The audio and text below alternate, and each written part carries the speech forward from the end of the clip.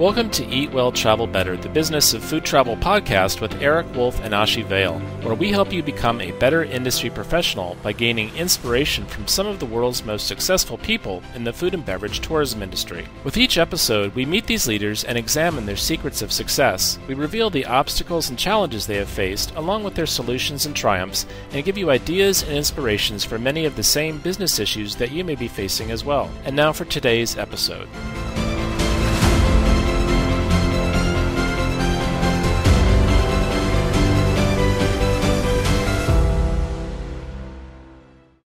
Judith von Prockl founded Gourmet on Tour in the year 2000. These were the very early days of culinary tourism. She's half German and half Hungarian and has always been fascinated by travel and different types of cuisines. This is a curiosity that was nurtured by extensive travels during her childhood and growing up cooking in her grandmother's kitchen. After graduating, she spent many years in travel publishing and with Amazon.com, but her heart was always in travel, so she left a corporate career to follow her passion. She's been a backpacker, a trekker, an adventurer, as well as an executive business traveler. Who she is today is the result of these trips and living in 8 countries so far, currently in Singapore. During all these travels, she noticed that what really brings people together in any culture is food and sharing a great meal. Welcome to episode 3 of Eat Well, Travel Better, the Business of Food Travel podcast. I'm Eric Wolf, and joining me today is co-host Ashi Vale. Hi, this is Ashi, and I'm really looking forward to interviewing Judith on our podcast today. Joining us in the studio today is Judith von Prockl, owner of Gourmet on Tour. Judith founded her food tour company in the year 2000, and as a nearly 20-year veteran of our industry, she's also considered to be one of the food tourism pioneers in our industry. Welcome, Judith. Hi, Eric. Hi, Aisha. It's really, really lovely to be here. Thank you for inviting me to your podcast. Glad you could join us. So, Judith, you have an interesting background. You were brought up half German and half Hungarian. So you were open to the idea of different cultures and mixing them from an early age. Would you agree? Yes, absolutely. Like you said, I'm half German, half Hungarian, and I've always been fascinated by travel and different types of cuisine. I was lucky enough to grow up in a very international household, and my parents were great travelers, so they nurtured my curiosity for traveling and tasting different foods around the world since early childhood. And I also grew up in my grandmother's kitchen, so cooking up lots of different German, Austrian, Hungarian recipes. Do you speak both languages? I understand enough Hungarian. Of course, I speak fluent German because that's my mother tongue, actually. So just enough Hungarian to get into trouble in a restaurant? Yes, or trouble in my family. Yeah, half my family speaks Hungarian at home, but I do understand if they start speaking about me and what they're about to say. Yes, yeah. So, and I picked up a couple of other languages along the way. I speak a bit of Chinese because I spent the last 10 years in China, and enough French and Italian and Spanish to read the menus. That's the important stuff, right? That's right, yeah. Judith, you had a really interesting biography. I was reading through it, and you had a career with Amazon, and then you decided just to abandon it and start your own company. What was the tipping point that made you decide to abandon what some people would perceive as a safe career with Amazon? Yeah, well, I studied business administration and followed a classic corporate career first in travel publishing with Insight Guides, which further nurtured my travel curiosity more from behind the desk rather than being on the road. And then I continued with Amazon, which was an amazing company, and I was there in the early days, 20 years ago. But as Amazon became more corporate and my heart was really in traveling, I decided to take the plunge and leave the corporate career and follow my passion. And I've been a backpacker and a trekker, an adventurer, and as well as an executive business traveler. And so I've seen many different types of the way to travel. I've also had the opportunity of living in many, many countries. So I think this is my 8th country now, living in Singapore. Yeah, I really thought I would turn my passion into a business. So I became a lifestyle entrepreneur, if you can say so. Speaking of adventure, Judith, can you tell us about your year of adventure when you decided to travel around the world with your family?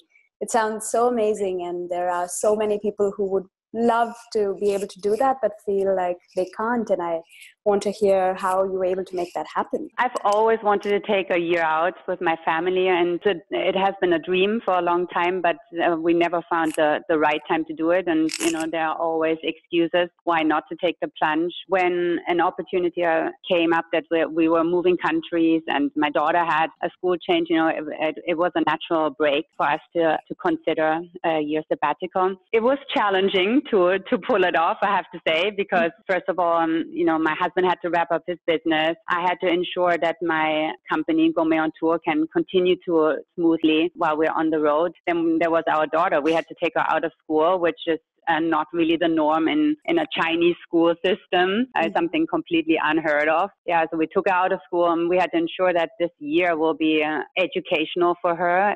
It should be fun and also safe. It was a challenge to design an itinerary which pleases, everybody in the family through the many, many amazing contacts I had gathered through Gourmet on Tour, friends, extensive research. We managed to pull it off, and it was the most incredible, fulfilling year you can imagine. I'm happy to share any of our experiences for those who are considering to go. I thought it was really interesting that you said one of the bigger challenges was having to pack into one suitcase for each of you clothing that you would need for negative 20-degree temperature to 40-degree temperature. So can you tell us? That was quite a challenge to reduce your luggage or any equipment you need for 1 year to 23 kilos per person. That was not easy packing. So every single item which goes into that luggage counts, and we had to cater for conditions. Yeah, from the Antarctica, which was even summer, we had minus 20 degrees there, especially because we were camping out on an ice shelf. Oh, wow. And to plus 40 in Egypt, where we had to have all the clothing and layers for all conditions. Funny enough, when we came back, I think 4 weeks after returning from our trip, I still continued to live out of that suitcase. And I realized that we don't actually need that much stuff. Judith, you're one of the pioneers in the culinary tourism industry. Did you first decide that food tourism could be an industry and you wanted to be part of it? Or did you start the company that you wanted based on your interest and the industry grew up around the company you created? I think the latter. I started my company purely out of passion for both food and travel. And to be honest, I think 20 years ago, there was very, very little information available on food tourism, as you know, and it was just the beginning really of the internet. So there was not much online. Thanks to people like you, we have now a lot more information and data, but in those days we didn't. Wherever I traveled, I tried to squeeze in a cooking course if available. And I just personally had so much fun interacting with local chefs, going to the market, trying street food, which I wouldn't have tried otherwise because I didn't know whether it was good or safe. So it was fun to have an expert taking me around. And I thought, maybe if I really love it and my friends really love it, I'm sure our clients would love it too. But again, there was no data. I didn't know how big the market would be. Also, it was a complete new industry for me and a career change. So I had no contacts, no network I could draw upon. What I did was I left Amazon and I got in my car and I ventured out on a 3-month research trip through France, Italy, and Spain. And I just knocked on everybody's door and people were extremely welcoming. I met the first few chefs and they all referred me to another chef, and Antonio said, I need to speak to Giovanni, and Giovanni said, I need to speak to Stefano, and people were just incredibly enthusiastic. And I thought, okay, if so many chefs think it's a good idea and it was novel to them as well, then there must be something in this idea. And we just started from there and started really small, but now we work with, I think, 500 different chefs around the world and operate in 20 countries. And here you are 18 years later. I know, I can't believe it. 18 years. And culinary tourism is such a big industry now. Judith, you call yourself a travel specialist and not a tour operator, and is this a conscious choice? I just think a specialist is more of an umbrella term, and I'd maybe suggest that we're experts in a specific area. Tour operators also have a connotation sometimes for being mass tourist operators, so I wanted to stay away from that. Yeah, we do act as either tour operators or sometimes even travel agents, but we like to call ourselves travel specialists. Got it. And after you met your chefs in Italy and Spain, How did you get that first traveler to use your service? Well, here, my experience from Amazon was really helpful. I was part of the international marketing team setting up our business in the UK. Of course, I learned a lot of online marketing, and that came in very, very handy for setting up Gourmet on Tour. We do a lot of different marketing activities, but everything channels back to our website. Our first client came through our website. It was amazing to receive our first client, and she had an amazing time, and we never looked back. Judith, you whether you're called a travel specialist or a tour operator, you bring together the full package for your customers to buy and enjoy. And I know on tours, many things can and do go wrong, and your customers may never really know what crises lie behind the curtain. Was there one situation in the history of your company where things just weren't going well at all? And if so, how did you turn that into a positive situation for your customers? There was one group of ladies I can think of who came, 8 ladies, and they kind of missed to tell, even though we asked them beforehand, what their dietary requirements are. We always ask everybody for allergies and food preferences, and they kind of missed to tell us a lot of the requirements they had. So we ended up having every single lady had a different food allergy, which was quite interesting for our chef. The poor chef had to come up basically with 8 completely different sets of menus, during his cooking class. I think it was a pretty hard week for him, but everybody was happy when we pulled it off. Just take it as a extra challenge and keep life interesting, I guess. But I can't really think of anything else bad happening. I mean, touch wood. I have to really touch wood here. Almost 18 years, and we haven't had any really bad incidences. That's great. It speaks to your level of planning and organization. We try. How did you decide which locations you would offer culinary tours in? I know you started off in the Mediterranean after a trip that you made. And after that, how do you decide which locations you're going to offer these experiences? Like you mentioned, we started with the Mediterranean, and these are classic food countries, France, Italy, and Spain. These are our best sellers. This is where our bread and butter is. I'm an adventurer at heart, and I like to include more adventurous countries too. Mm-hmm. So Morocco, it's becoming a very, very popular destination for us. We've included India, Sri Lanka, new is Peru, and we're pretty strong in Asia as well. I know some of these countries very, very well, so they are close to my heart. There are some amazing chefs. The infrastructure has to be right. What's really important is really great accommodation as well, and cooking class facilities. So it's really a whole mix of ingredients we need to launch a new destination. Judith, in earlier discussions, you were talking about how sustainability is a major concern, and I see businesses of all kinds practicing some kind of sustainability, whether it's a restaurant or a hotel, but we still come across hotels that don't recycle, and we still come across overpackaging of food and beverage products, and of course those cheap buffets which encourage people to overeat and to waste. What do you think it will take to get the entire food and beverage industries worldwide to be rowing in the same direction when it comes to sustainability? Well, I think one bottle at a time, or one plastic plate at a time. So what we work with small suppliers, typically small hotels and smaller agencies or suppliers. They are on the same wavelength as we are, and it's very easy to talk to them. And they will provide the same services and implement the same sort of sustainability policies as we would want. The bigger hotels, I think there's a lot lost in administration, and it's just harder to shift that mindset. But we don't work with those. We work with the smaller hotels, so that they're very susceptible, I guess. So you're able to make an impact then really more at the grassroots level, at the smaller business level, and hopefully that'll bubble up to the bigger companies. We will hope so, yes, absolutely. And our clients are very environmental conscious and on the same wavelength as well. I think it takes a certain type of traveler to go on a food holiday, because they're very interested in experiences. They really have their feet on the ground. They support local food businesses. Otherwise, they wouldn't go on that type of holiday in the first place. So I think we have the same thoughts. Judith, would you share the story about the airline catering executive for whom you created this incredible food tour?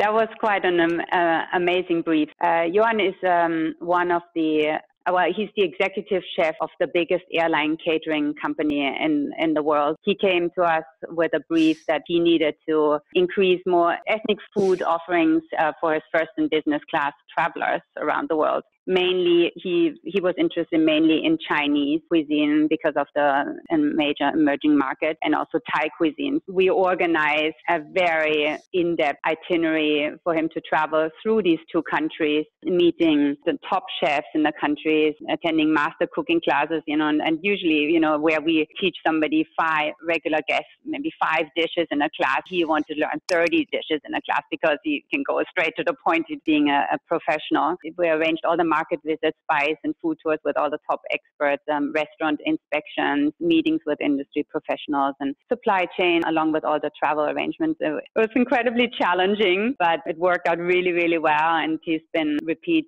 customer for many, many years now. It's been lovely to do something completely different. And like I said, it keeps life interesting as well, not to always produce the same itineraries.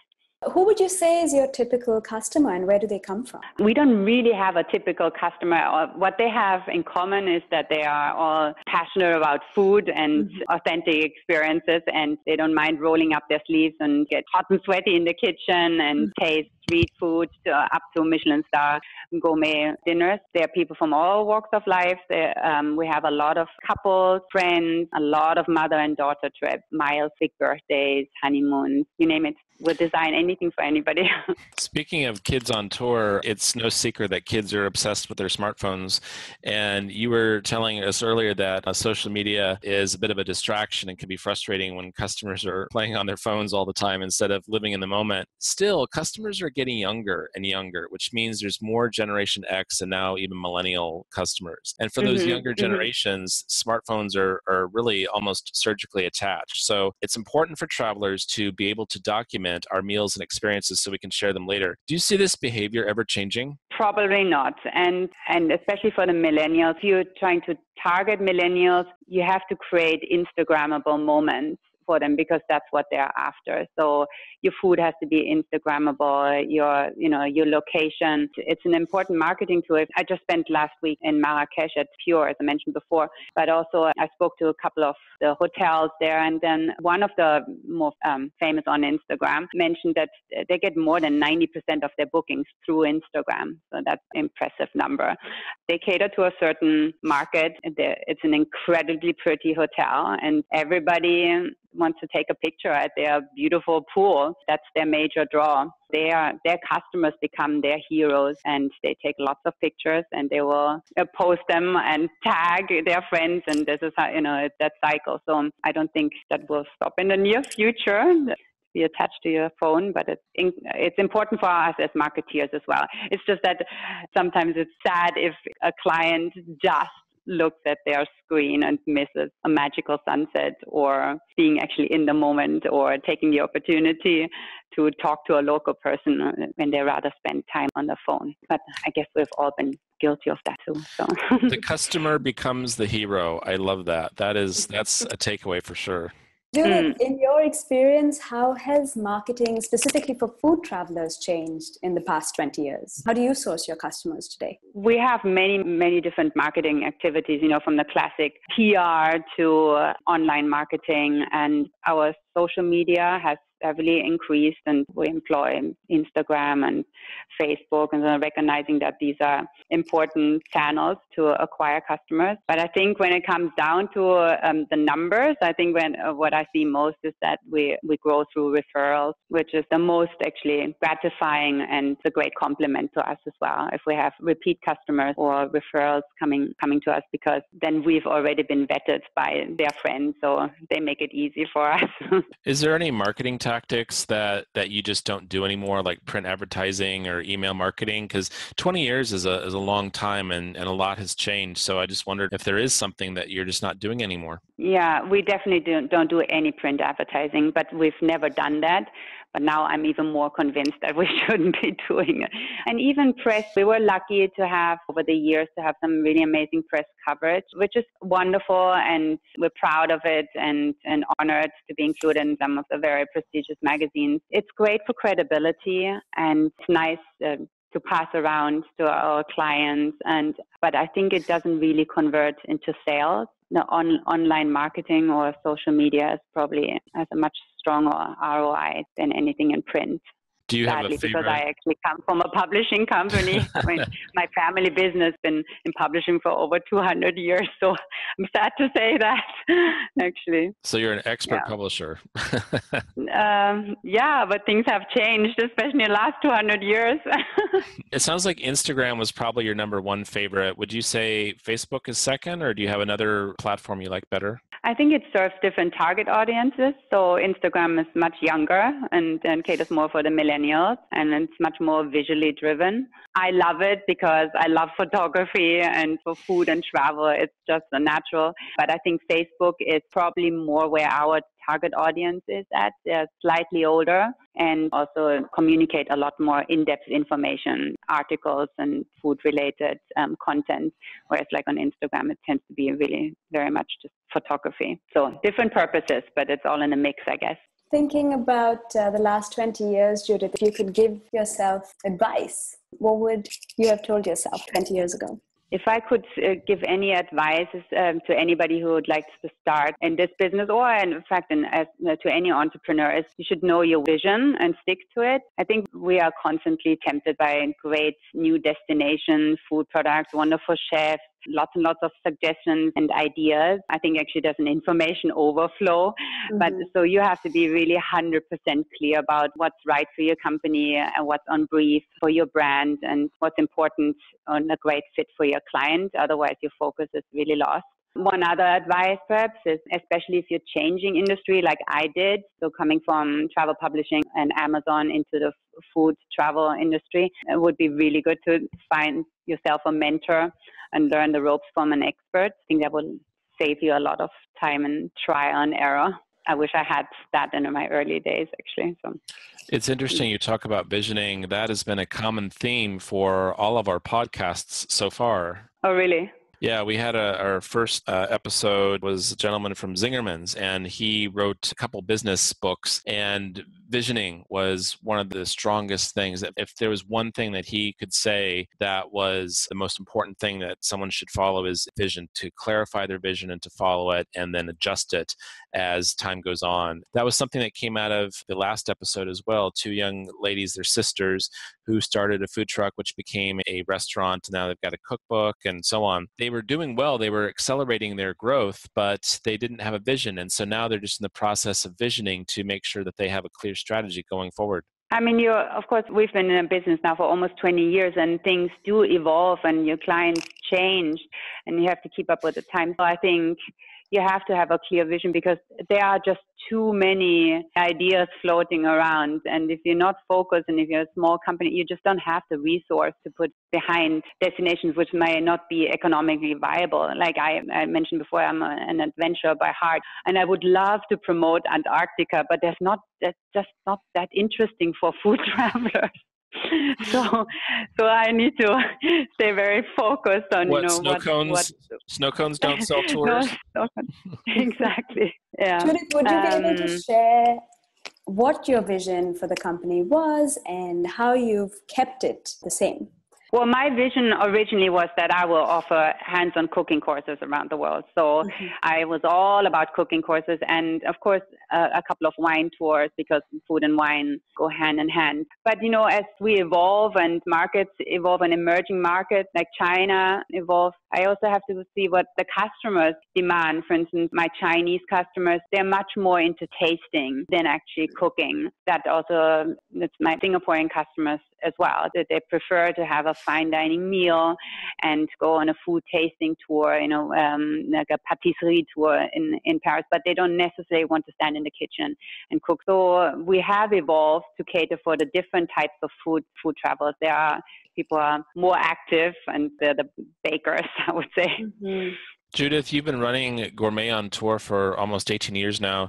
Do you see yourself ever getting out of the food travel business? Or perhaps a better question might be, what's next for you? I don't think I'll ever want to leave this industry because I really love and breathe it. And every morning when I get to my desk and start writing new itineraries for clients, I'm as excited as I was 18 years ago. So I don't see myself getting out of this industry anytime soon. And what's next is probably a new exciting destination. I'm looking at a couple of new destinations to launch by the end of the year. We usually do that during our low season we developed all the new itineraries. The low season starting like next month for us. So over the winter, we'll come up with a whole bunch of new products. Yeah, I'm very excited. There will be a lot of new South American products, especially because we just spent that year out with my family. We spent 9 months out of that year in South America. There will be a strong bias for South America in our new product range. Judith, can you tell us something you learned from someone inspirational that you'd like to share with us? Yeah, I think if I learned one big thing over the last 17 years is that you really have to have passion for what you do. Who inspires me the most are actually our chefs we work with. They're actually the heart and soul of our culinary tours anywhere we go. They're true artisans and are just so passionate about what they do. When I observe how they work, they really taught me that you have to be passionate, curious, and demand excellence in whatever you do. Otherwise, you don't have the perseverance to see it through and overcome challenges in your work. Yeah, look for something you really love. If your work is going to fill up a big part of your life, the only way to be truly satisfied and to do great work is if you do something you really love. So if you haven't found it, keep looking. Don't settle. You'll know when you find it. That's great advice. You had mentioned earlier about a quote that you really loved and have lived by. Can you share with us that quote today? It's actually a quote by Gandhi, and it says, "Live as if you were to die tomorrow, learn as if you were to live forever." I find this quote really, really inspirational, and I live by this mantra daily. Living life to the fullest, being curious and constantly learning. And I believe that through these principles, we can truly experience life to its greatest potential. Looking back, Judith, was there something you wished you could do over? Perhaps a mistake you made or a decision you made and wished that you could just wipe the slate clean and do it all over again? If you could, what would that be? Let me say that I don't really have any regrets. The last 17 years have been truly amazing with lots of ups and yes, of course, also some mistakes. Every mistake can teach you on how to do something better for the next time. And to me, the biggest failure is if you don't take a mistake, learn from it and remember it. So no regrets, but there are two things I would have done better if I was starting out again. One of them is taking more risks. If you think of becoming an entrepreneur is in itself a big risk to many. But once you're in that role, your mentality actually changes. Well, at least for me, or if it's your own money. So for me, leaving Amazon meant quite a big opportunity cost, and I had a lot of my personal savings invested in Gourmet on Tour. And that kind of thinking can easily lead to a more conservative style of management and limiting the risk you take. This approach won't ruin you and probably can guarantee you a steady line of revenue for the foreseeable future. But taking a little more risk would have probably accelerated our growth tremendously at the beginning, especially because culinary tourism was in its infancy then, and there were not many players in the market. So I think we could have grown faster earlier on if I would have taken a bit more of a gamble. The second thing is hiring the right people right from the get-go. So I think new entrepreneurs have a lot of great ideas and tend to be energetic and making fast decisions, wanting to launch very fast as possible. But you need also a team of dedicated, hardworking, reliable, trustworthy co-workers. And they have to be fun, approachable, service-oriented, passionate about food, worldly, and preferably have traveled to all the destinations we offer. So let me tell you, they're really, really, really hard to find. Mm-hmm.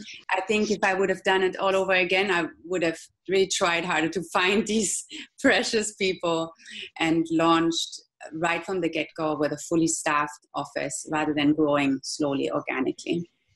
Judith, let me ask you a question to follow up on that. How do you handle, or how did you handle lazy coworkers? Whether they were tour guides or marketing people or whatever, surely there must have been someone who could have worked a little bit harder but didn't. Well, how did you give feedback to them so that they could actually get their act together and do a good job for you? That's a really good question. Let me think about this. I think demanding greatness from those around you is really, really important. So whether these are the chefs or your guides or your hoteliers, You try and just find the best ones in your staff. You try and hire the best staff. So you have to be a yardstick for quality. Some people aren't just used to an environment where excellence is expected. So you have to demand it from them. You have to try and find people who have the same drive and determination with you, fight against, bad attitude and complacency. So slowly, I think you weed out the people who don't belong into your circle. And demanding excellence is an effective way of lifting people to reach towards their own potential and to strive towards a common goal. So over these last 17 years, I've tried to get a small and tight circle where we're not very big, but we're trying just to be the best. Judith, would you be able to share with us an example of a great promotional campaign that you think is really great and that you respect? I can share a great feel-good campaign a friend of mine has just put together for the Atlantis Palm Resort in Dubai earlier this year. It's a 6-minute video clip of a really life-changing taxi ride from London to Dubai, which has gone viral earlier this year. And I believe so far they had over 6 million viewers. You can find it easily on YouTube. But basically the idea was that it's a story about how people who had really a tough time in their daily London life, and they were given a trip of their dreams on the spot. So they set up a London cab with hidden cameras and found a fantastic cabbie who picked up regular customers. The viewers can be really empathetic to the daily life, especially in a big city like London, which can be tough, with the weather and the tube and Brexit and whatnot and daily life pressures. So a holiday anywhere is really welcome, but an escape to sunny Atlantis was a magical lure to it. Yeah, the video is just really exceptionally well made. It's fun. It's not staged. Yeah, kudos to the Atlantis for bringing happiness to regular lives people, tempting them to drop everything and leave on the spot. And it's really worth the 6 minutes of your time. Is that available on YouTube, or where did you see it? Yeah, it's available on YouTube. Yeah, it's really fun to watch. Check it out. Was there a time when you had this revelation about your business or your life where you thought, this is what I should be doing, or this is not what I should be doing? And is there a recollection of a moment that you can share with us? Just a revelation, or it's not a revelation as such. It's something which grew over time because you have to change with the way the industry is evolving. So when we first started with Gourmet on Tour 17 years ago, or, it's like my idea was, started basically 20 years ago, travel industry was in a very different format. So we didn't have the sharing economy yet. Over the last 20 years, the way customers are looking for holidays has changed so much that we need to constantly reinvent ourselves as well and go with the times and see where we can bring added value. Judith, you just said that the way people find travel today is much different than it was in the beginning when you got started with Gourmet on Tour. I'm looking ahead at the next 10 years of the food tour part of our industry, and I'm also looking at products like Airbnb's experiences that they're now selling. How do you think food tours as a product are going to change in the next 10 years? Do you think that they might become more one-on-one? Do you think that the Airbnb experiences they're selling will go away? What do you see changing in the next 10 years for food and beverage tours?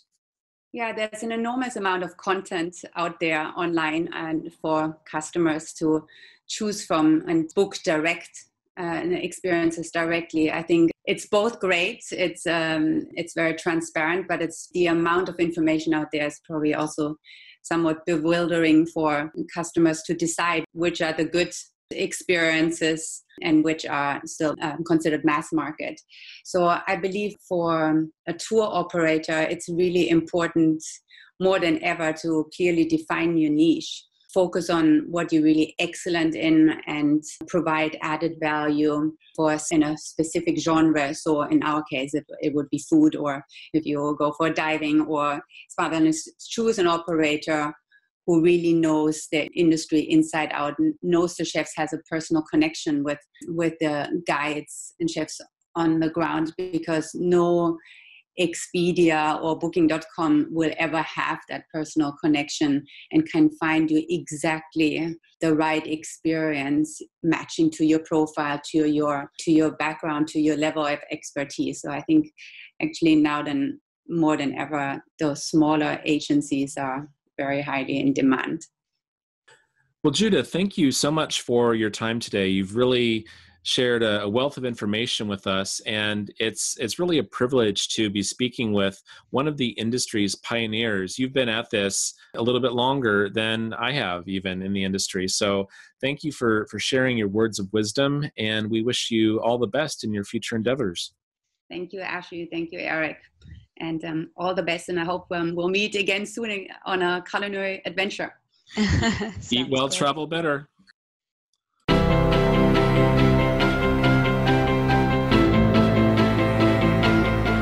That's all for this episode of Eat Well, Travel Better, the business of food travel, produced by the World Food Travel Association. Join us next time where we learn from some of the world's most successful people in the food and beverage tourism industry. We'll meet these leaders and examine their secrets of success. We reveal the obstacles and challenges they have faced, along with their solutions and triumphs, and give you ideas and inspirations for many of the same business issues that you may be facing as well. Thank you for joining us today, and until next time, eat well and travel better.